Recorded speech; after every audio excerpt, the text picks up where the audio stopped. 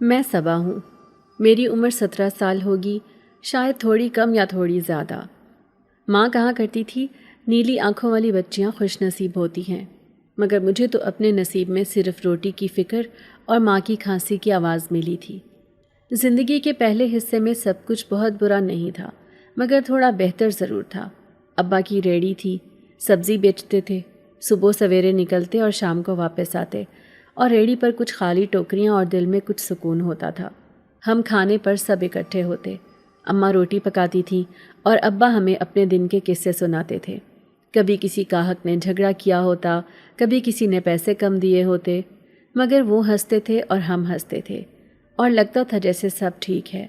چھوٹا سا گھر تھا مگر اس میں محبت تھی۔ اس وقت نہ دل میں خواہشوں کا شور تھا، نہ کوئی خواب ادھورے لگتے تھے۔ ہم اپنی جگہ خوش تھے۔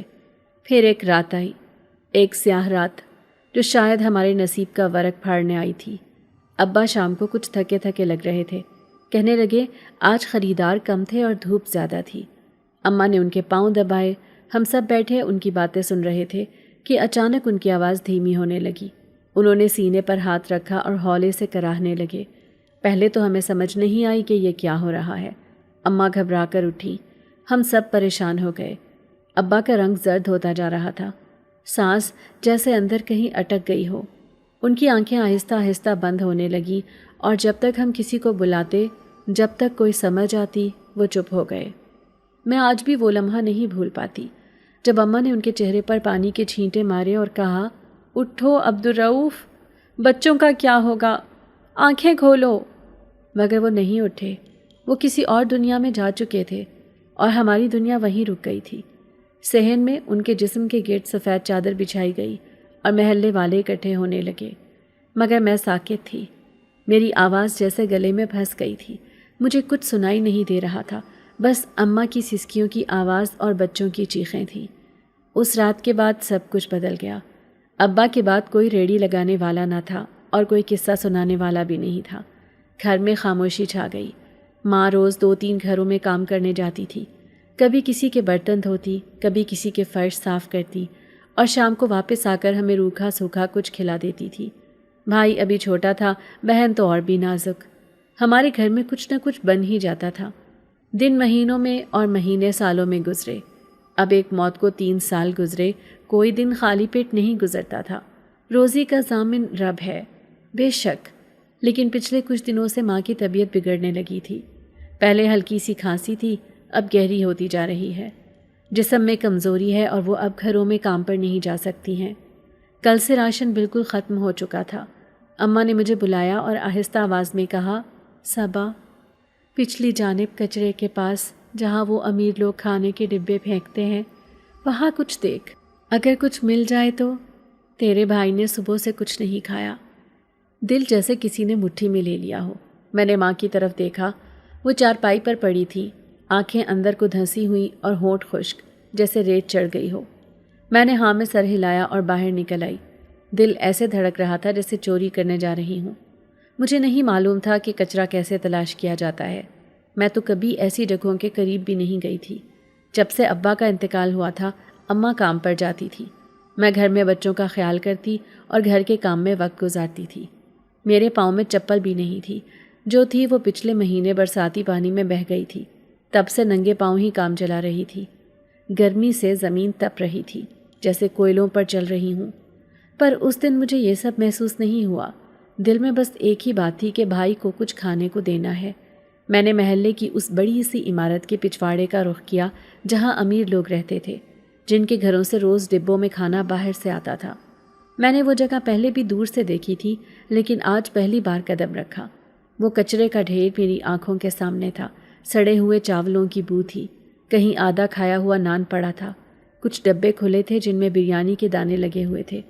میں رک گئی، میرے ہاتھ کانپ رہے تھے، بال کھلے ہوئے تھے، نیلی آنکھیں دھندلا رہی تھیں۔ میں نے ادھر ادھر دیکھا، کوئی نظر نہیں آ رہا تھا، یا شاید میں ہی شرم سے کچھ دیکھ نہیں پا رہی تھی۔ میں جھک کر ایک ڈبے کے پاس پہنچی، وہ آدھا کھلا ہوا تھا، اس میں ایک بوٹی تھی جو ابھی بالکل تازہ لگ رہی تھی۔ میری انگلیاں اس کی طرف بڑھیں، لیکن شرم سے دل بیٹھنے لگا، آنکھوں میں آنسو آنے لگے۔ اللہ سے دل ہی دل میں معافی مانگی، یا اللہ معاف کرنا، میں مجبوری میں کر رہی ہوں۔ اچانک پیچھے سے کسی گاڑی کے رکنے کی آواز آئی۔ ایک دھیمی سی رفتار میں کوئی کار میرے قریب آ کر رکی۔ میں ایک دم سے سیدھی ہوئی۔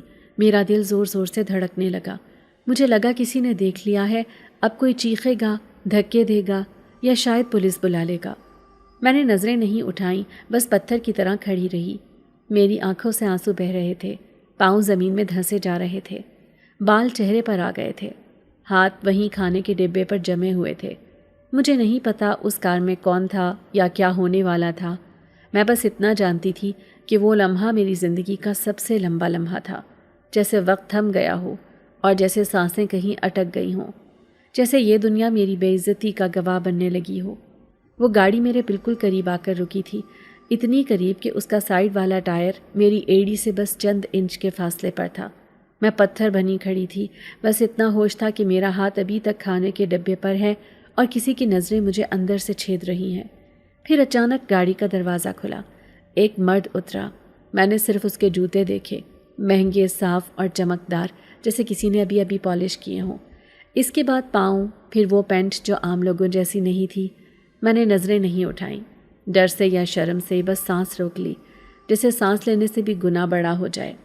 وہ کچھ دیر میرے سامنے کھڑا رہا۔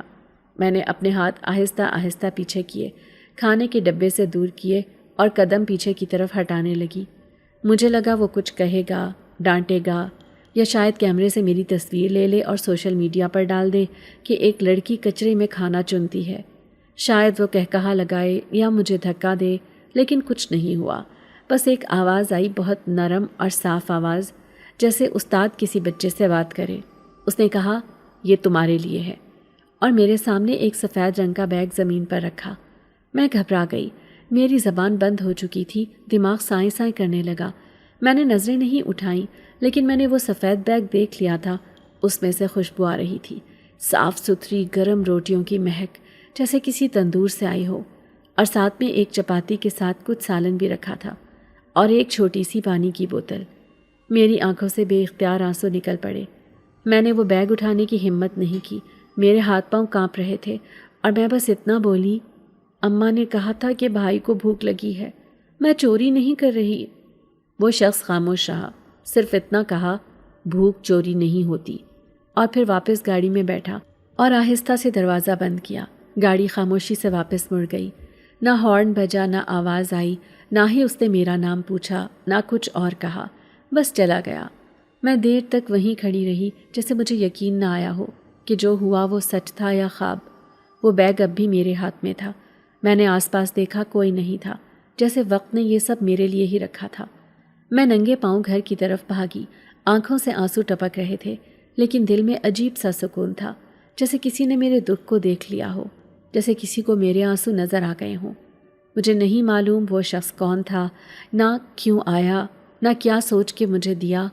بس اتنا جانتی ہوں کہ اس دن پہلی بار بھائی نے پیٹ بھر کر روٹی کھائی، اور ماں نے کہا کہ صبا، تو واقعی قسمت والی ہے، شاید تیری نیلی آنکھوں کا اثر ہے، شاید اللہ نے سن لی۔ اگلے دن صبح ماں کی کھانسی پہلے سے زیادہ تھی اور بخار تیز ہو گیا تھا۔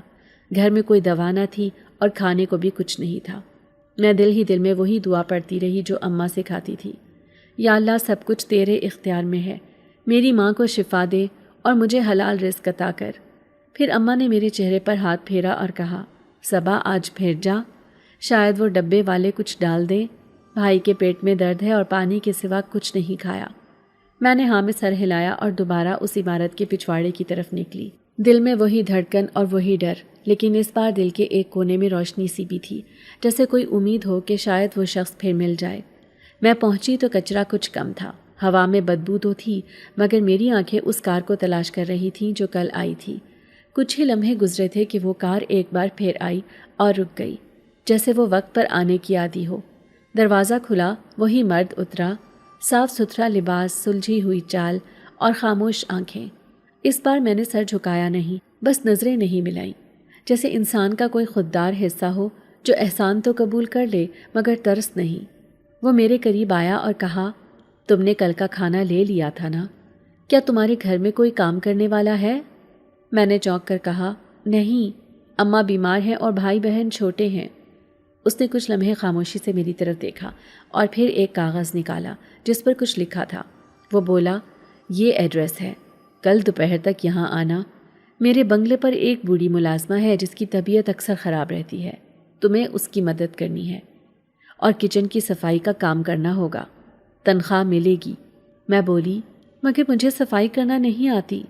وہ ہولے سے مسکرایا اور بولا، جو کام تم کر رہی ہو وہ سب سے مشکل ہے، گھر کا کام تو آرام والا ہوگا۔ میں نے وہ کاغذ تھاما، میرے ہاتھ کانپ رہے تھے جیسے قسمت کو پکڑ رہی ہوں۔ اس نے ایک نظر میرے پاؤں پر ڈالی اور کہا، کل اگر چپل نہ ہو تو ننگے پاؤں ہی چلی آنا، کوئی شرم کی بات نہیں۔ پھر وہ واپس کار میں بیٹھا اور چلا گیا۔ میں دیر تک کھڑی رہی۔ ہوا نے وہ کاغذ میرے ہاتھوں سے ہلایا، جیسے وہ بھی جانتی تھی کہ یہ صرف کاغذ نہیں، یہ میرے لیے دروازہ ہے۔ میں گھر واپس آئی تو اماں کا بخار بڑھ چکا تھا، مگر میں نے ان کے ہاتھ میں وہ ایڈریس دیا اور کہا، اماں دعا کریں، یہ نوکری ملنے والی ہے۔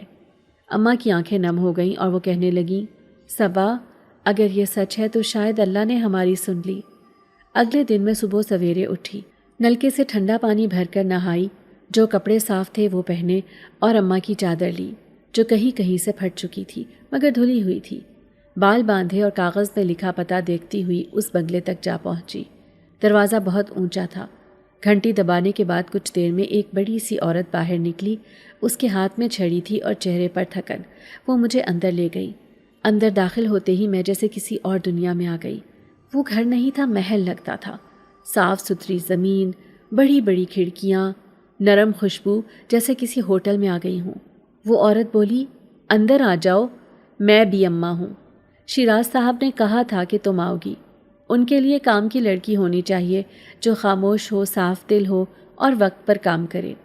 پھر اس نے مجھے باورچی خانے میں لے جا کر دکھایا۔ یہاں تم نے فرش صاف کرنا ہے، برتن دھونے ہوں گے، مجھے دوا پانی وقت پر دینا ہے۔ میں نے سب کچھ ہاں میں سر ہلا کر سن لیا۔ دل میں ایک سکون تھا کہ میں نے خود کچھ حاصل کیا ہے۔ مجھے ترس یا بھیک سے نہیں بلکہ عزت سے کام ملا ہے۔ بی اماں نے کہا، شیراز صاحب نے خود تمہیں منتخب کیا ہے، وہ کسی پر جلدی بھروسہ نہیں کرتے، ان کی نظر بہت گہری ہے۔ میں خاموش رہی لیکن دل کے اندر ایک لہر سی دوڑ گئی، جیسے وہ شخص صرف کھانا دینے والا نہیں، وہ کچھ اور تھا، کچھ خاص۔ اس دن میں نے برتن دھوئے، فرش صاف کیا، دوا وقت پر دی۔ شام تک تھکن ضرور تھی مگر عجیب سی خوشی بھی تھی۔ جب میں واپسی کے لیے نکلی تو بی اماں نے مجھے 500 روپے دیے۔ میرے ہاتھ تھر تھر آ گئے۔ میں نے زندگی میں پہلی بار اپنے ہاتھ سے کمایا ہوا نوٹ پکڑا اور ماں کو دینے کی خوشی آنکھوں سے بہنے لگی۔ میں نے وہ پیسے کپڑوں میں چھپا لیے اور ننگے پاؤں گھر واپس آ گئی۔ اماں کو وہی پیسے دیے۔ انہوں نے مجھے سینے سے لگا لیا اور کہا، صبا، تو واقعی میری آنکھوں کا نور ہے۔ اس رات جب میں چپ چاپ لیٹی تھی تو ایک لمحے کے لیے وہ نیلی آنکھوں والا شخص یاد آیا جو مجھے دیکھ کر خاموش رہا تھا، جو مسکرایا تھا، جو مجھے جان گیا تھا، جیسے اس نے میری روح تک کو پڑھ لیا ہو۔ میں نہیں جانتی وہ کون ہے، پر اتنا جانتی ہوں کہ اس نے میری زندگی بدل دی اور شاید کچھ اور بھی بدلنے والا ہے جس کا مجھے ابھی علم نہیں تھا۔ پھر اگلی صبح جب میں کام پر آئی تو گھر سے اماں کی دعاؤں کی گرمی ساتھ تھی۔ انہوں نے میرا ماتھا چوم کر کہا، صبا، سچ کہتی ہوں تیرے باپ کی روح بھی آج خوش ہوتی ہوگی۔ اگلے دن پھر میں ننگے پاؤں نہیں گئی تھی۔ پڑوس والی خالہ نے اپنی بیٹی کی پرانی چپل دے دی تھی جسے میں نے اچھی طرح دھو کر پہن لیا تھا۔ میرے ہاتھ میں ایک کپڑے کا تھیلا تھا جس میں اپنا کچھ ضروری سامان اور ایک دوپٹہ الگ رکھ کر لائی تھی تاکہ اگر ضرورت ہو تو سر ڈھانپ سکوں۔ جب بی اماں نے دروازہ کھولا تو ان کے چہرے پر پہچان تھی۔ وہ مجھے اندر لے گئیں اور دھیرے سے کہا، آج شیراز صاحب گھر پر ہیں، نظر جھکائے رکھنا، کام میں کمی نہ کرنا۔ میں نے ہاں میں سر ہلا دیا اور کچن میں داخل ہو گئی۔ کچن بہت صاف تھا۔ پہلے دن جو چیزیں نئی لگ رہی تھیں اب ان میں میری ذمہ داری بھی جھلکنے لگی تھی۔ میں نے چائے کا پانی چولہے پر رکھا اور پچھلے دن کے بچے ہوئے برتن سنبھالنے لگی تھی جب مالی آیا اور باہر سے آواز دی، بی بی جی، بی اماں بلا رہی ہیں۔ میں نے ہاتھ صاف کیا اور ان کے کمرے کی طرف گئی۔ وہ کہہ رہی تھیں کہ شیراز صاحب نے کہا ہے کہ آج تم دوپہر کو بریانی بھی بنا دو۔ میں نے اسبات میں سر ہلایا اور واپس کچن میں آ گئی۔ جب چائے بن رہی تھی تو مجھے لگا جیسے پیچھے کوئی کھڑا ہے۔ میں نے مڑ کر نہیں دیکھا مگر قدموں کی آہٹ سے دل نے پہچان لیا کہ یہ وہی شخص ہے جس نے سفید بیگ میرے سامنے رکھا تھا۔ کچھ دیر وہ خاموشی سے کچن کے دروازے پر کھڑا رہا، پھر بنا کچھ کہے واپس چلا گیا۔ میں نے بھی نظریں اٹھا کر بھی نہیں دیکھا کیونکہ میرے دل میں عجیب سا ادب تھا، جیسے کسی ایسی شخصیت کے سامنے ہوں جسے خاموشی سے عزت دی جاتی ہے۔ دن گزرتے گئے، میرے کام میں روانی آ گئی تھی۔ میں وقت پر آتی، ہر کام ترتیب سے کرتی اور کسی سے بلا وجہ بات نہ کرتی۔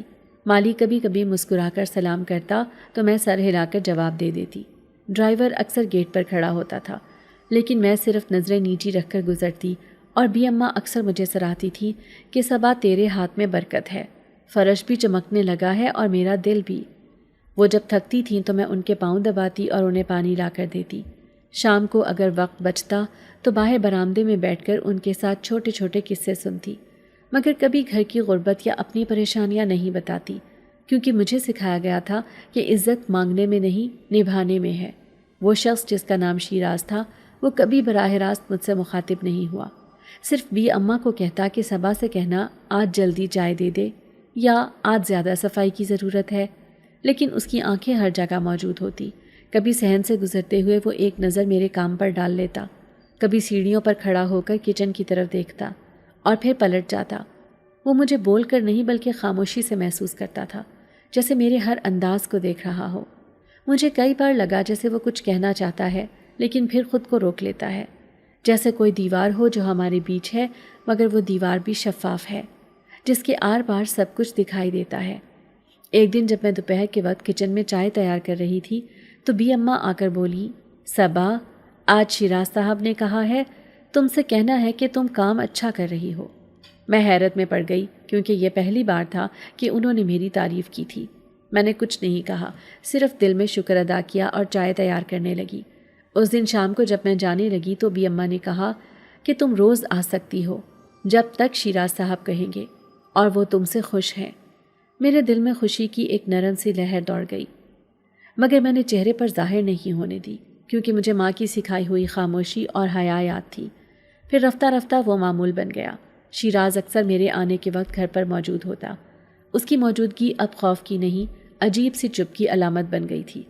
وہ شخص جو ہر وقت خاموش رہتا تھا، جس کی آنکھیں میرے ننگے پاؤں اور جھکے سر کے ساتھ کچھ بولتی تھی، وہ مجھے اب عجیب طرح کا سکون دیتی تھی۔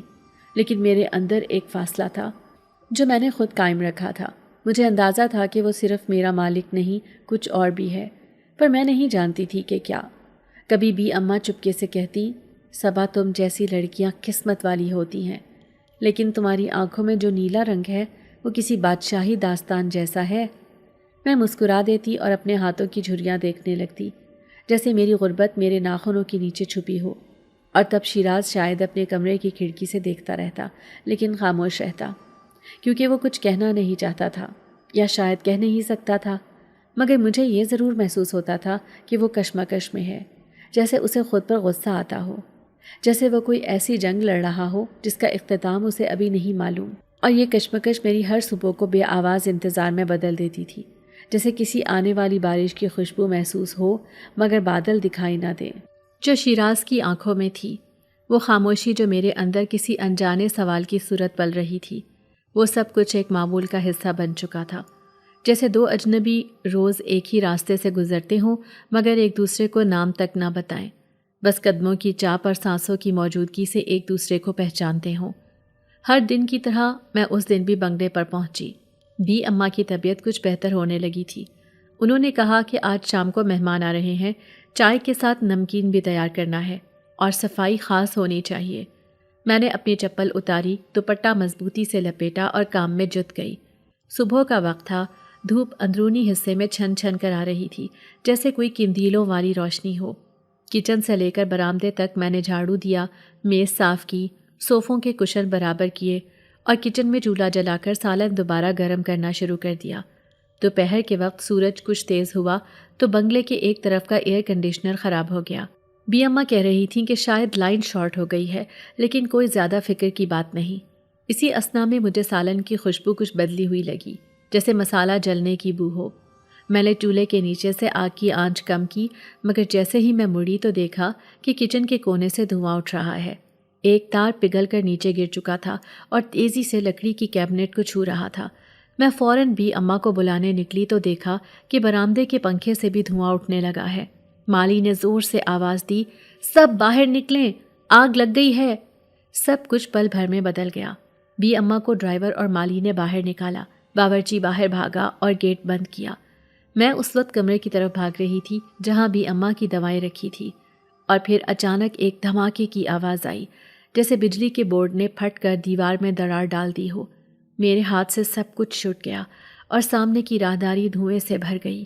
میری سانس اٹکنے لگی اور آنکھوں میں آنسو آ گئے۔ سانس میں جلتی ہوئی لکڑی کا ذائقہ محسوس ہونے لگا۔ میں نے واپسی کی طرف دوڑنے کی کوشش کی، مگر روشنی ختم ہو چکی تھی اور قدم جیسے کسی نرم دلدل میں دھنسنے لگے تھے۔ میں نے دیوار کے ساتھ لگ کر آنکھیں بند کر لی اور صرف اتنا کہا، یا اللہ، میری ماں کو صدمہ نہ دینا۔ اگر میں نہ لوٹی تو اسے کوئی یہ مت کہے کہ تمہاری بیٹی خود کو بچا نہیں سکی۔ اس لمحے میری آنکھیں بند تھیں اور میں نے دھواں اپنے پھیپھڑوں میں اترتا محسوس کیا۔ تب ایک قدموں کی آواز آئی، بہت قریب سے، بہت تیز، جیسے کسی نے دیوار کے اوپر سے چھلانگ لگائی ہو، اور پھر مجھے لگا کہ کوئی ہاتھ میرے بازو کو چھو رہا ہے۔ میں چونک گئی۔ میری آنکھیں کھلی نہیں تھیں، لیکن وہ لمس جیسے پتھر سے بنا ہو، مگر گرم نہیں۔ وہ مجھے اوپر اٹھا رہا تھا جیسے میں کوئی پر کی طرح ہلکی ہوں۔ میں نے کمزور آواز میں کہا، میں گر جاؤں گی، مجھے مت چھوڑنا۔ مگر جواب نہیں آیا، بس وہی خاموشی، وہی خاموش طاقت جیسے سب کچھ جانتا ہے مگر کہتا کچھ نہیں۔ اگلے لمحے میری آنکھیں کھولی تو میں برآمدے کی دہلیز پر تھی، اور وہ شخص جس نے مجھے تھاما تھا وہ شیراز تھا۔ اس کے کپڑوں پر راکھ تھی مگر جلنے کا کوئی نشان نہیں۔ اس کے ہاتھوں کی انگلیاں سیاہ دھوئیں میں لپٹی تھیں، مگر ان پر ایک چھالا تک نہیں تھا۔ بی اماں نے جیسے ہی مجھے دیکھا چیخ مار کر رونے لگی۔ وہ پکار رہی تھی، صبا، میری بچی، کہاں چلی گئی تھی تو اندر رہ گئی تھی۔ میں کچھ کہنے ہی والی تھی کہ شیراز نے ان کے کندھے پر ہاتھ رکھا اور صرف اتنا کہا، وہ محفوظ ہے۔ پھر اس نے مجھے دیکھے بغیر اندر کی طرف رخ کر لیا۔ اس کی چال میں نہ گھبراہٹ تھی نہ جلدی، جیسے وہ جانتا ہو کہ آگ اسے چھو بھی نہیں سکتی۔ اس دن کے بعد میرے دل میں ایک سوال جنم لینے لگا جو پہلے کبھی نہ تھا۔ وہ سوال جو لفظوں میں نہیں تھا مگر اندر جیسے گونجتا رہتا تھا، کہ آخر کوئی انسان آگ میں داخل ہو کر کیسے سلامت واپس آ سکتا ہے؟ کیسے ہو سکتا ہے کہ اس کا جسم نہ جھلسے، کپڑے نہ پھٹیں، نہ آنکھیں پانی پانی ہوں؟ کیا واقعی وہ انسان ہے یا کوئی اور مخلوق ہے جو مجھے ہر دن تحفظ دیتی رہی ہے، جس کی آنکھوں میں خاموشی ہے مگر وجود میں طاقت ہے؟ اور جب رات گئے میں گھر پہنچی تو ماں نے میرے ماتھے پر ہاتھ رکھ کر کہا، بیٹا، اللہ نے تجھے کسی نوری مخلوق کے حوالے کیا ہے جو تجھے ہر خطرے سے بچا رہا ہے۔ اور میں بس اتنا ہی سوچتی رہی کہ شاید ماں سچ ہی کہہ رہی ہے، یا شاید میرا دل وہ سچ پہلے ہی جان چکا ہے جو زبان ابھی کہنے کے قابل نہیں بنی۔ اس دن کے بعد بنگلے کا ہر کونا مجھے کچھ اور لگنے لگا تھا، جیسے ہر چیز میں کچھ پوشیدہ ہو، جیسے ہر خاموشی میں کوئی صدا ہو، جیسے شیراز کی موجودگی پہلے جیسی نہ رہی ہو۔ وہ جو روز کچن کے پاس سے گزرتا تھا، وہ جو بی اماں کو ہدایات دیتا تھا، وہ جو برآمدے میں شام کے وقت کتاب لیے بیٹھا ہوتا تھا، وہ اب میرے لیے ایک پہیلی بن چکا تھا۔ میرے اندر ایک سوال پلنے لگا تھا جو دن بدن خاموشی سے میرا سینہ بھرنے لگا تھا۔ میں ہر دن اپنا کام ویسے ہی کرتی جیسے کچھ نہ بدلا ہو، مگر ہر لمحہ کسی انہونی کا انتظار رہتا۔ ایک دن جب میں بی اماں کے کمرے کی صفائی کر رہی تھی تو اچانک مجھے بنگلے کے پچھواڑے سے آتی ہوئی کسی آواز نے چونکا دیا۔ وہ معمولی سی آواز نہیں تھی، نہ وہ کسی انسان کے لبوں سے نکلتی تھی۔ وہ الفاظ تھے مگر ان کی زبان میں کوئی مانوسیت نہ تھی، نہ عربی تھی، نہ فارسی، نہ اردو تھی، مگر ان الفاظ میں ایک لرزش تھی، ایک طاقت تھی، ایک ایسی گونج جو دل میں اترتی تھی جیسے کوئی اور ہی دنیا ہو۔ میں دبے قدموں چلتی ہوئی اس طرف گئی جہاں ایک چھوٹا سا باغیچہ تھا اور کچھ فاصلے پر ایک پرانا کمرہ جو عموماً بند رہتا تھا۔ اس کے دروازے کے قریب آ کر میں نے کان لگایا اور وہی آواز سنی جو کسی انسان کی نہ تھی۔ وہ الفاظ تیز تھے اور دہرائے جا رہے تھے۔ میں نے جیسے ہی آگے بڑھ کر جھانکنے کی کوشش کی تو دروازہ ایک دم بند ہو گیا اور اندر کی روشنی جیسے مٹ گئی ہو۔ میں فوراً پیچھے ہٹ گئی اور دوڑتی ہوئی بی اماں کے پاس آ گئی۔ انہوں نے میرے چہرے کی زردی دیکھ کر پوچھا، کیا ہوا؟ میں نے کچھ نہ کہا، صرف کام میں مصروف ہو گئی، مگر دل میں وہ آواز، وہ الفاظ مسلسل گونجنے لگے۔ اگلے دن شام کے وقت جب میں کچن سے چائے لے کر جا رہی تھی تو باغیچے کے کونے میں شیراز کو بیٹھے دیکھا۔ وہ تنہا تھا اور دھوپ کی روشنی اس کے چہرے پر پڑ رہی تھی۔ اس کی آنکھیں بند تھیں اور اس کے ہونٹ تیزی سے ہل رہے تھے جیسے کوئی ویٹ پڑ رہا ہو۔ میں بس اتنا دیکھ کر آگے بڑھ گئی کیونکہ دل میں خوف تھا اور احترام بھی۔ کچھ دن بعد کی ایک رات جب بھی اماں کی طبیعت بہت خراب ہوئی اور انہوں نے مجھے دوا کے لیے بھیجا تو میں اندھیرے میں دیوار کے ساتھ ساتھ گیٹ کی طرف جا رہی تھی۔ تبھی ایک سایہ میرے سامنے سے ایسے گزرا جیسے کوئی پرندہ ہو، جیسے ہوا کو چیر کر کوئی گزر جائے۔ میں ٹھٹک گئی کیونکہ وہ سایہ کسی انسان کا تو نہیں ہو سکتا تھا۔ اس کی رفتار اتنی غیر انسانی تھی کہ میری سانس رک گئی۔ میں نے قدم پیچھے کھینچے اور کانپتی ہوئی واپس بھی اماں کے کمرے میں چلی گئی۔ دوا بعد میں لائی، مگر دل میں اب جو سوالات تھے وہ بڑھنے لگے تھے۔ اس رات میں گھر واپس آئی تو اماں جاگ رہی تھی۔ انہوں نے میری چادر اتارتے ہوئے کہا، صبا، تیرے چہرے پر عجیب رنگ ہے، کیا ہوا ہے؟ میں نے انہیں سب کچھ سچ سچ بتا دیا، وہ آوازیں، وہ سایہ، وہ رفتار اور وہ بے زبان دعا۔ اماں نے میرا ہاتھ پکڑا اور کہا، بیٹی، کچھ لوگ دنیا میں ایسے بھی ہوتے ہیں جو انسانوں جیسے نظر آتے ہیں مگر ہوتے نہیں۔ وہ کوئی اور مخلوق ہوتے ہیں۔ وہ اگر نیک ہوں تو انسان کو فائدہ دیتے ہیں، اگر برے ہوں تو برباد کر دیتے ہیں۔ میں نے ڈرتے ہوئے پوچھا، اماں، اگر شیراز وہ ہو تو؟ اماں خاموش ہو گئیں اور کچھ دیر بعد بولیں، اگر وہ نیک ہوا تو اللہ نے تیرے نصیب میں سکون رکھا ہے، اگر وہ برا ہوا تو صرف قرآن تیرا محافظ ہے۔ اگلے دن جب میں کام پر پہنچی تو بھی اماں نے کہا، شیراز صاحب نے تمہیں شام کو بلایا ہے۔ مجھے دل ہی دل میں ایک عجیب سا خوف تھا، مگر میں نے بھی اماں سے کچھ نہ کہا۔ شام ہوئی تو مجھے بتایا گیا کہ شیراز آفس میں ہے، وہی آفس جو بنگلے کے اندرونی حصے میں تھا، جہاں صرف وہی داخل ہوتا تھا۔ میں نے دروازہ کھٹکھٹایا، اندر سے اس کی آواز آئی، آ جاؤ۔ میں کانپتے ہوئے اندر گئی۔ وہ کرسی پر بیٹھا تھا، چہرہ سنجیدہ، آنکھیں گہری اور ہاتھ میز پر رکھے تھے۔ اس نے کچھ لمحے خاموشی سے مجھے دیکھا، پھر کہا، صبا، مجھے تم سے ایک بات کرنی ہے، ایک ایسی بات جو شاید تمہیں ڈرا دے، شاید تمہیں مجھ سے دور کر دے، مگر سچ تو وہی ہوتا ہے جو بتا دیا جائے۔ میں خاموش کھڑی رہی، دل زور زور سے دھڑک رہا تھا۔ اس نے آہستہ سے کہا، میں انسان نہیں ہوں صبا، میں جن ہوں، اور میری پیدائش تمہاری دنیا سے نہیں۔ تمہیں میری بات پر یقین کرنا مشکل ہوگا، مگر جو تم نے دیکھا، جو تم نے محسوس کیا، وہ سب اسی کا حصہ تھا۔ میں نے تمہیں جلتی ہوئی آگ سے بچایا کیونکہ آگ مجھے نہیں جلا سکتی۔ جو آوازیں تم نے سنی وہ میری اصل زبان کی دعائیں تھیں، جو تمہاری دنیا کے الفاظ سے مختلف ہیں۔ وہ رفتار جو تم نے دیکھی وہ میرے قبیلے کی طاقت ہے، مگر ان سب کے باوجود میں تمہارے سامنے کھڑا ہوں کیونکہ میں تم سے محبت کرنے لگا ہوں صبا، اور یہ محبت میرے اختیار سے باہر ہے۔ میں جانتا ہوں کہ تم انسان ہو اور تمہارے اصول الگ ہیں، مگر میں تمہیں نقصان نہیں دوں گا بلکہ تمہارے دکھ کم کر دوں گا۔ میں تمہیں عزت دوں گا، میں تمہیں صرف وہ دوں گا جو ایک لڑکی کا خواب ہوتا ہے، ایک ماں کی دعا میں ہوتا ہے۔ میں کچھ نہیں بولی، صرف زمین پر نظریں گاڑے کھڑی رہی، پھر آہستہ سے صرف اتنا کہا، کیا میری ماں کو نقصان نہیں ہوگا؟ اس نے جواب دیا، کبھی نہیں صبا، جب تک میں زندہ ہوں، تمہاری ماں، تمہارے بہن بھائی، تم خود، سب محفوظ رہو گے۔ میں باہر نکلی تو ہوا ٹھنڈی تھی، مگر میرے اندر جیسے ایک طوفان تھم چکا تھا۔ ایک راز جو صدیوں پرانا تھا وہ میرے سامنے کھلا تھا، مگر میری روح کو اس سے کوئی خوف نہ تھا، جیسے وہ پہلے ہی جانتی ہو کہ وہ جو میری طرف دیکھتا ہے وہ کسی اور دنیا کا ہے، مگر میری حفاظت کے لیے آیا ہے۔ اور تب میں نے دل میں پہلی بار اس سچ کو تسلیم کیا کہ اگر محبت پاک ہو تو مخلوق کی نہیں خالق کی پہچان بن جاتی ہے۔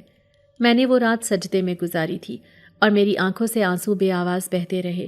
اماں گہری نیند میں تھیں اور بھائی بہنوں کا سانس آہستہ آہستہ چل رہا تھا۔ کمرے کی چھت پر ٹنگے پرانے پنکھے کی مدھم آواز میرے اندر کی گھبراہٹ کو دلاسا دینے کی ناکام کوشش کر رہی تھی۔ میں نے اپنے دل سے کئی سوال کیے، وہ سب سوال جو ایک عام انسان کبھی کسی جن سے نہیں پوچھتا، نہ سوچتا ہے۔ کیا وہ واقعی مجھے نقصان نہیں دے گا؟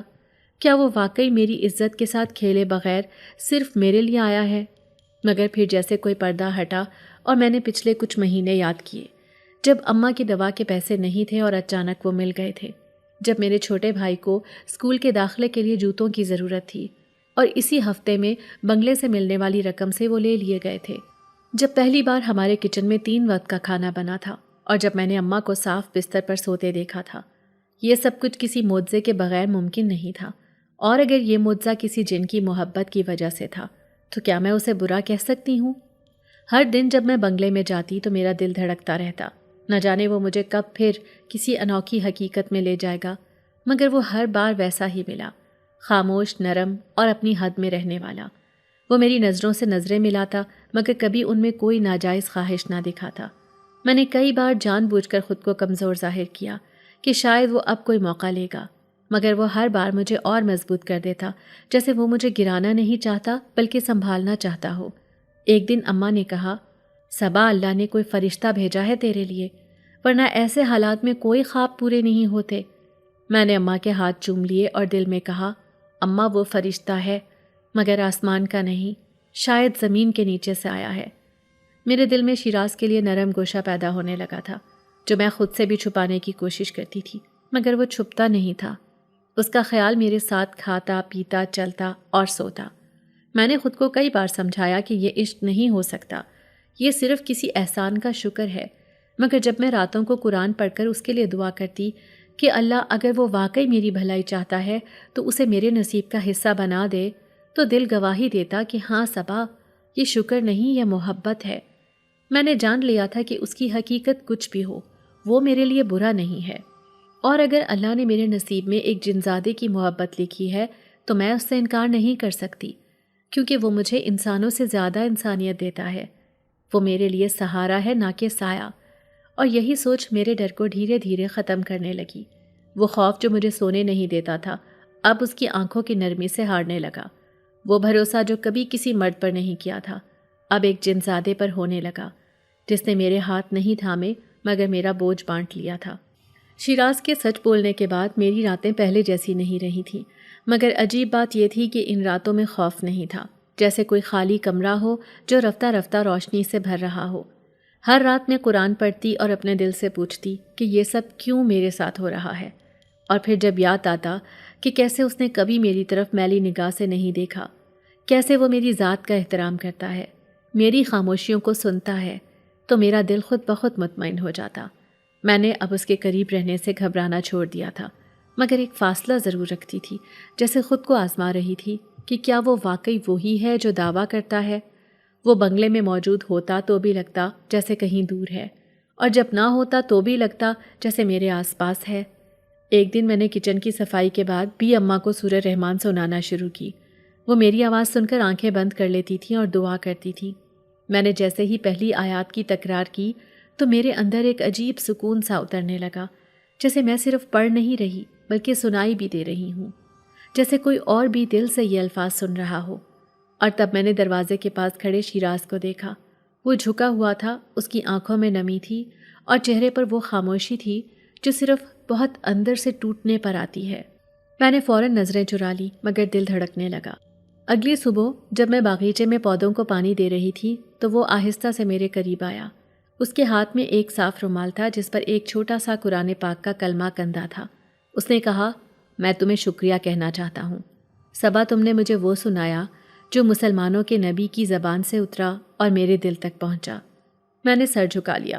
میں نے کبھی سوچا بھی نہیں تھا کہ جنات بھی رو سکتے ہیں، وہ بھی کسی آیت پر دل دہلا سکتے ہیں، مگر اس لمحے میرا دل پہلی بار ایک جن سے ہمدردی کرنے لگا۔ وہ رومال مجھے دے کر وہ کچھ دیر چپ کھڑا رہا، پھر کہنے لگا، صبا، میں تمہیں چھونا نہیں چاہتا، تمہاری روح سے محبت کرتا ہوں۔ میں نے تمہیں جانا ہے تمہاری خاموشی میں، تمہارا صبر تمہاری دعاؤں میں، تمہارا درد تمہارے لفظوں میں، تمہاری ماں کی بیماری، بہن بھائیوں کی بھوک، اور سب کچھ جسے تم نے چپ چاپ سینے میں رکھا، اور میں اس سب سے محبت کرتا ہوں۔ میں نے اس سے کہا، کیوں؟ تمہیں مجھ میں کیا ملا؟ میں تو وہ ہوں جو کبھی چپل نہیں پہنتی تھی، جو کچرے سے کھانا اٹھاتی تھی، جو دوائی کے لیے بھی بھیک مانگنے سے ڈرتی تھی۔ اسے میری آنکھوں میں دیکھ کر کہا، تم وہ ہو جسے عزت چاہیے تھی، ترس نہیں۔ تم وہ ہو جس نے مجھ جیسے کو بھی انسانوں کی قدر کرنا سکھایا۔ اور پھر وہ ایک لمحہ آیا جس نے میری ساری دعائیں پوری کر دیں۔ اس نے دھیرے سے کہا، صبا، میں تم سے نکاح کرنا چاہتا ہوں، تمہیں اپنی بیوی بنانا چاہتا ہوں، چاہے تمہارا جواب جو بھی ہو میں تمہارا احترام کروں گا۔ میری آنکھوں میں جیسے کئی برسوں کی تھکن اتر گئی۔ میں نے دل میں بار بار اس لمحے کو دہرایا کہ ایک جن میرے سامنے کھڑا ہے اور نکاح کی بات کر رہا ہے، بغیر لالچ کے، بغیر دباؤ کے، صرف محبت سے۔ میرے لب خاموش تھے مگر دل میں جو خاموش کلیاں تھیں وہ کھلنے لگیں۔ میں نے اس لمحے ہاں نہیں کہی مگر میرے آنسو اس کے سوال کا جواب دے چکے تھے۔ وہ پیچھے ہٹا اور بولا، جب تمہاری ماں کی رضامندی ہو جائے تو مجھے خبر دینا۔ میں چاہتا ہوں کہ وہ بھی یہ جان لے کہ تم جسے اپنا سمجھتی ہو وہ تمہیں ہمیشہ کے لیے اپنانا چاہتا ہے۔ اور تب میں نے سوچا کہ شاید اللہ نے میری سجدہ گاہ پر ایک جن زادے کا عشق لکھ دیا ہے، مگر ایسا عشق جو عزت سے شروع ہوا اور شریعت کے سائے میں جینا چاہتا ہے۔ اس دن کے بعد جب شیراز نے نکاح کی بات کی، میری دنیا جیسے کسی اور مدار میں داخل ہو گئی تھی۔ میں روز گھر آ کر اماں کو دیکھتی اور دل ہی دل میں فیصلہ کرنے کی ہمت جمع کرتی۔ آخرکار ایک شام جب اماں نماز پڑھ چکیں اور میں ان کے پاؤں دبا رہی تھی تو دھیرے سے کہا، اماں، اگر کوئی بہت بڑا آدمی جو ہمیں نقصان نہیں دیتا بلکہ مدد کرتا ہے وہ مجھے اپنی بیوی بنانا چاہے تو کیا یہ گناہ ہوگا؟ اماں نے میری بات پر غور سے مجھ پر نظر ڈالی اور پھر ایک عجیب سی خاموشی کے ساتھ بولی، بیٹی، اگر وہ اللہ سے ڈرنے والا ہے، تجھے عزت دیتا ہے اور شریعت کے دائرے میں رہ کر نکاح کی بات کرتا ہے تو وہ انسان ہو یا جن مجھے فرق نہیں پڑتا۔ اس رات میرے دل سے وہ آخری اندیشہ بھی دور ہو گیا، مگر میں نہیں جانتی تھی کہ کہانی اب اصل امتحان میں داخل ہونے والی ہے۔ نکاح کی بات کو 2 دن بھی نہ گزرے تھے کہ بنگلے میں ایک عجیب سی تبدیلی آ گئی۔ راتوں کو عجیب سی سرگوشیاں سنائی دینے لگیں، دیواروں پر سائے حرکت کرتے دکھائی دیتے اور کبھی کبھی مجھے لگتا جیسے کوئی میری سانسوں کے ساتھ سانس لے رہا ہو۔ ایک رات جب سب سو چکے تھے اور میں بھی اماں کے کمرے میں چادر اوڑے لیٹی تھی تو میری آنکھ ایک دم کھلی جیسے کسی نے میرے کان کے قریب کچھ کہا ہو۔ کمرے میں نیم اندھیرا تھا اور اماں گہری نیند میں تھی۔ میں اٹھ کر بیٹھ گئی، میرے دل میں خوف سا بھر گیا تھا۔ میں نے سورہ فلق اور سورہ ناس پڑھنی شروع کی، لیکن اچانک میرے سامنے ایک عورت کھڑی ہو گئی جو انسانوں جیسی تو تھی مگر اس کی آنکھوں میں ایسی روشنی تھی جیسے انگارے دہک رہے ہوں۔ اس نے دھیرے سے کہا، صبا، تم سمجھتی ہو کہ تم ایک جنزادے کی بیوی بن سکتی ہو؟ تم جانتی ہو کہ تم نے کتنے دروازے کھول دیے ہیں؟ شیراز ہمارا ہے، تمہارا نہیں، وہ تمہارے نصیب کا نہیں۔ میں نے اس کی طرف دیکھتے ہوئے دل میں کلمہ پڑھا اور کانپتی آواز میں کہا، اگر وہ میرا نقصان نہ کرے اور مجھ سے نکاح کی بات کرے تو تم کون ہو روکنے والی؟ اس نے ایک کہکہا لگایا اور کہا، تم نے شیراز کو بدل دیا ہے مگر اس کی اصل اسے واپس کھینچے گی، وہ تمہیں چھوڑے گا صبا۔ تمہارے جیسے کئی انسان آتے ہیں جنوں کو بھٹکاتے ہیں، پھر ہم انہیں واپس لے جاتے ہیں اور وہ صرف یاد رہ جاتے ہیں۔ اور تب اچانک وہ غائب ہو گئی اور میرا جسم پسینے سے بھیگا ہوا تھا۔ اگلے دن میں بنگلے پہنچی تو شیراز صحن میں کھڑا میری راہ دیکھ رہا تھا۔ اس نے میری حالت دیکھ کر فوراً پوچھا، کیا ہوا؟ میں نے سب کچھ سچ سچ بتا دیا۔ اس نے میری طرف دیکھا اور بولا، صبا، اب وہ وقت آ گیا ہے جب تمہیں میرے قبیلے کے وجود کا سامنا کرنا ہوگا۔ وہ مجھے تم سے الگ کرنا چاہتے ہیں کیونکہ وہ سمجھتے ہیں کہ انسان کمزور ہے اور محبت کے قابل نہیں، مگر تم نے انہیں غلط ثابت کر دیا ہے۔ میں تمہیں چھوڑوں گا نہیں، چاہے مجھے ان سے لڑنا پڑے۔ میں نے اس کے چہرے پر پہلی بار ایک ایسی روشنی دیکھی جو انسانوں میں نہیں ہوتی، جیسے اس کی آنکھیں آسمان سے باتیں کر رہی ہوں، جیسے وہ اپنی دنیا کے خلاف اعلان جنگ کر چکا ہو۔ اس رات میں نے دوبارہ خواب میں وہی عورت دیکھی، مگر اس بار وہ کچھ نہیں بولی، بس دور کھڑی رہی اور پھر میرے قریب آ کر صرف اتنا کہا، اگر تم واقعی اتنی پاک ہو جتنی وہ سمجھتا ہے تو ہم تمہیں قبول کر لیں گے، اور اگر نہیں تو تم خود ہی ہار جاؤ گی۔ میں جاگ گئی تو دل کی دھڑکن بے قابو تھی، مگر اب میرے اندر ایک عزم تھا، جیسے اب مجھے خود کو سچا ثابت کرنا ہے۔ میں نے وضو کیا اور پہلی بار تہجد میں ہاتھ اٹھا کر دعا کی کہ یا اللہ، اگر وہ واقعی میری تقدیر کا حصہ ہے تو مجھے اس کا ساتھ عطا کر، اور اگر یہ میرا امتحان ہے تو مجھے سرخ رو فرما۔ اگلے دن جب میں نے شیراز کو دیکھا تو وہ پہلے سے زیادہ پرسکون لگ رہا تھا۔ اس نے مجھے کہا کہ میں نے اپنے قبیلے کے سردار سے بات کی ہے۔ میں نے کہا ہے کہ اگر میری محبت میں سچائی نہ ہو تو وہ مجھے لے جائیں، مگر اگر تمہارے کردار کی روشنی ان کی آنکھوں کو خیرہ کرے تو وہ تمہیں تسلیم کریں گے۔ میں خاموش رہی، مگر میرے دل میں ایک شعلہ جل چکا تھا۔ اب میں صبا تھی جو ایک جن سے نہیں بلکہ پوری جناتی دنیا سے مقابلہ کرنے کو تیار تھی، محبت کے لیے، عزت کے لیے اور اپنے نصیب کے لیے۔ اس دن کے بعد جیسے میں کسی اور ہی وقت میں داخل ہو گئی تھی۔ میں کچی چھتوں اور ننگے پاؤں کی دنیا سے نکل کر کسی ایسے صحن میں آ کھڑی ہوئی تھی جہاں خاموشی بھی خوشبو دیتی تھی اور در و دیوار بھی راز رکھتے تھے۔ شیراز نے میرے لیے دنیا سے لڑنے کا وعدہ کیا تھا اور اس نے وہ وعدہ نبھایا۔ نہ وہ جناتی عورت دوبارہ میرے خواب میں آئی، نہ کسی اور سائے نے مجھے ڈرایا، بلکہ اب میرے ارد گرد سکون کی وہ ہوا تھی جس کا میں نے صرف تصور کیا تھا۔ ایک دن وہ وقت بھی آیا جب شیراز نے مجھ سے کہا، صبا، اب ہمیں اللہ کے نام پر اس رشتے کو مکمل کرنا ہے۔ میں نے اماں کی طرف دیکھا، جو اب بستر پر پڑی بیمار عورت نہیں تھیں، بلکہ صاف چادر میں ہاتھ میں تسبیح لیے بیٹھی وہ ماں تھیں جن کے چہرے پر سکون تھا اور ہاتھوں میں دعا۔ اماں نے میری پیشانی چومی اور کہا، بیٹی، تو ہمیشہ میری دعا تھی اور آج اللہ نے اس دعا کو دلہن بنا دیا ہے۔ شیراز نے ہر قدم سنت کے مطابق رکھا، قاضی بلایا، ولی مقرر کیا، اماں کی رضامندی لی اور نکاح کی تمام شرائط پوری کی گئیں۔ مجھے وہ دن آج بھی خواب کی طرح یاد ہے جب اس بنگلے کے بڑے ہال میں سفید پردے لگے تھے اور آنگن میں چاندنی پھیل رہی تھی، پھولوں کی خوشبو ہر سمت بکھری ہوئی تھی اور قاری صاحب کی آواز میں نکاح کا خطبہ گونج رہا تھا۔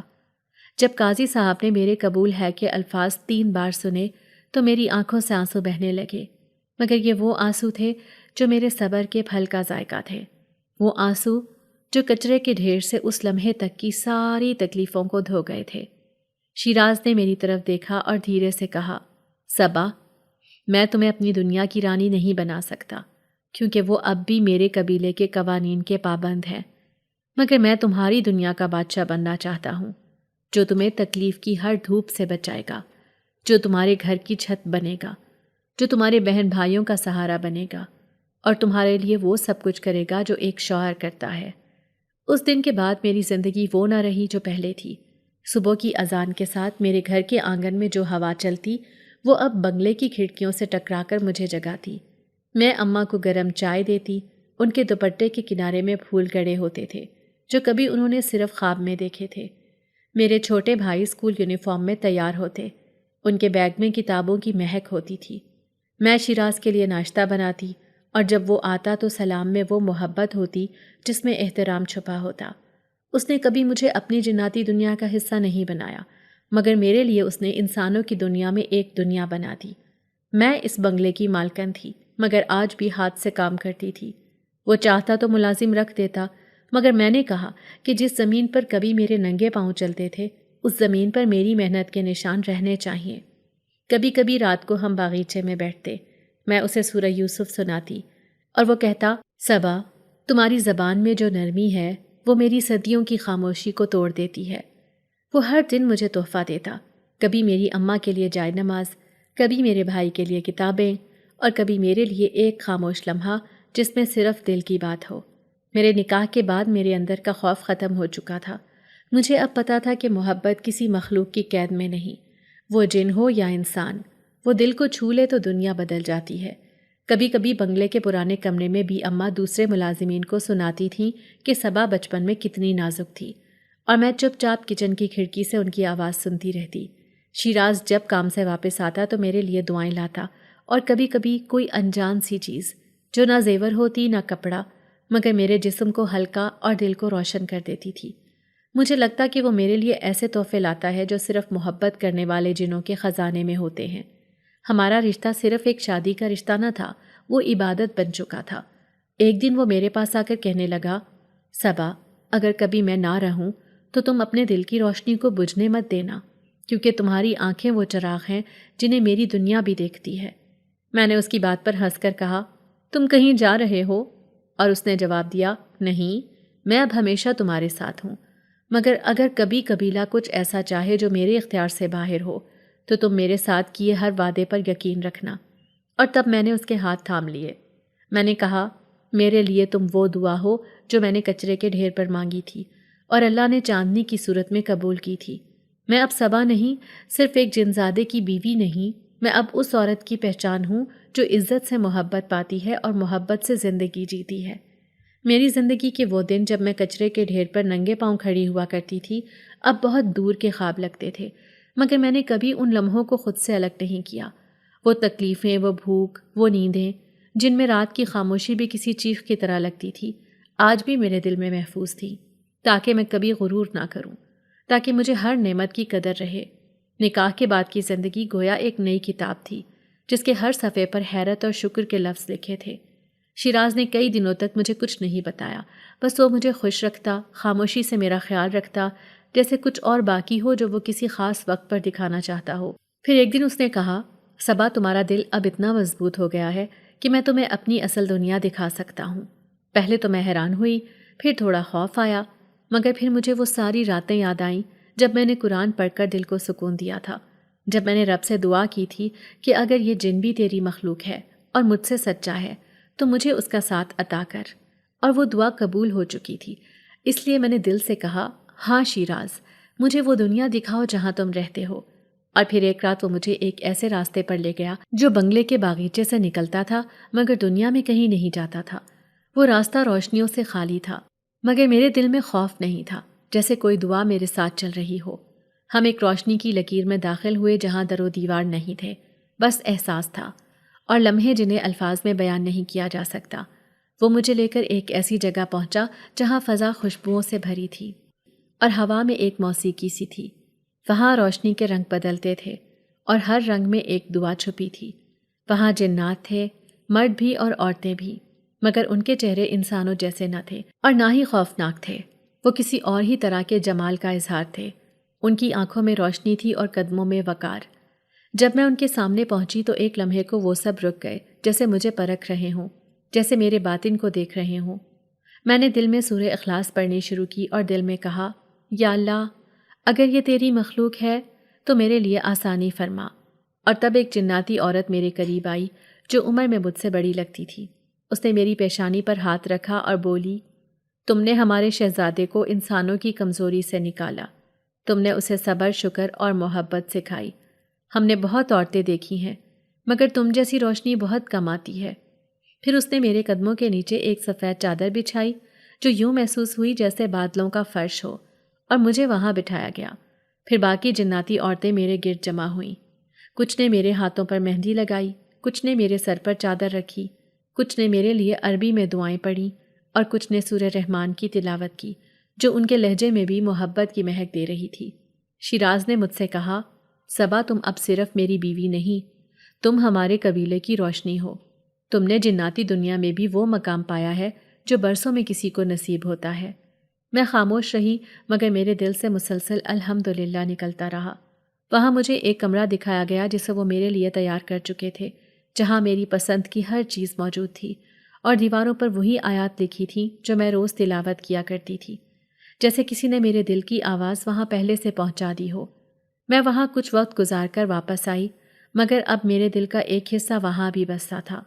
اب جب میں بنگلے میں قرآن پڑھتی تو ایسا لگتا جیسے صرف انسان نہیں، جنات بھی سن رہے ہیں۔ کبھی کبھی رات کو ہوا کا ایک جھونکا آتا تو اس میں وہ خوشبو ہوتی جو صرف اس دنیا میں محسوس ہوئی تھی۔ میری اماں نے ایک دن کہا، صبا تمہاری آنکھیں پہلے جیسی نہیں رہیں، اب ان میں سکون ہے، جیسے تم نے زندگی کو پا لیا ہو۔ میں نے ان کا ہاتھ چوم کر کہا، اماں، شاید اللہ نے ہمارے فاقوں کے بدلے ہمیں وہ رزق دیا ہے جو نظر نہیں آتا مگر دل کو بھرتا ہے۔ اب میری زندگی میں نہ بھوک ہے، نہ خوف، نہ تنہائی ہے، بس ایک محبت ہے جو انسانوں کی حدوں سے نکل کر جنات کی دنیا میں بھی عزت بن گئی ہے۔ میں اب صبا ہوں جو صرف ایک غریب لڑکی نہ رہی، میں قربانی کی پہچان ہوں، میں محبت کی سچائی ہوں، میں اس رب کی نشانی ہوں جو جب چاہے کچرے کے ڈھیر سے نکال کر اپنی مخلوق کی آنکھ کا تارا بنا دے، چاہے وہ انسان ہو یا جن، کیونکہ عزت اور محبت دینے والا صرف وہ ہے جو دلوں کا حال جانتا ہے اور دعاؤں کا رنگ بدل دیتا ہے۔